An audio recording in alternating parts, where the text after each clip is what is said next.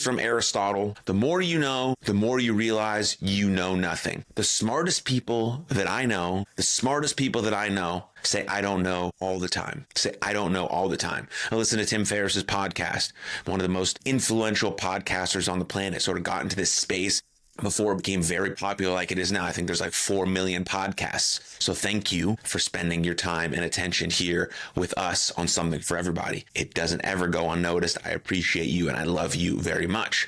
But he says, I don't know all the time. That's why I like bringing on guests, to learn from them, to say, I don't know, to say, can you please explain that? I didn't get it. Why? Like, I don't know is such a powerful phrase.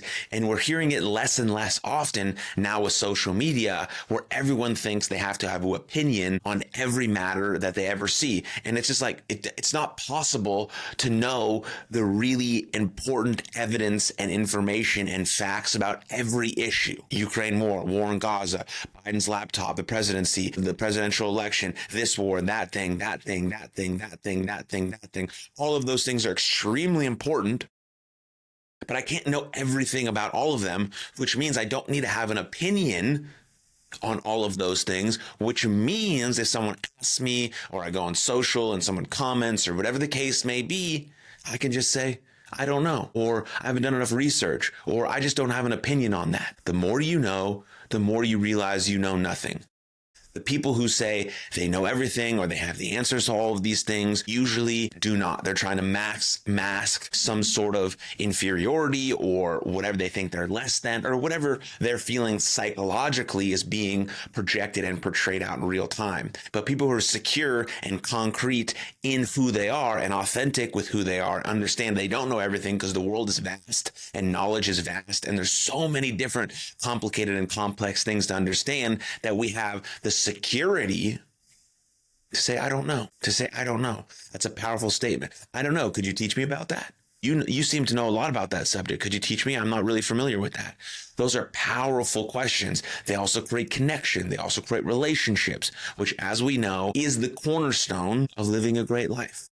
And so think about those things, the next time you're on social, the next time you have a conversation with someone, the more you know, the more you realize you know nothing. It's the same thing who's a great fighter. People who are great fighters and really badass motherfuckers don't go around saying, I can kick everyone's ass. They go around with a calm, cool, collected demeanor.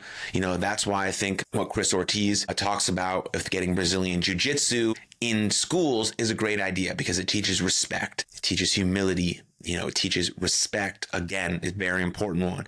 It also teaches how to handle yourself. It also teaches you how to protect yourself. But when that happens, you understand that you can walk around confident, but not with false confidence. Real confidence is much different than false confidence. Real confidence is intense trust in oneself. This false confidence is on this arrogant side, which is when people talk about how good they are or how badass they are. No one does that when they're really confident and they trust in themselves. They just go about their business and walk through life with their shoulders back and their head up, knowing they are who they are. And that's really important.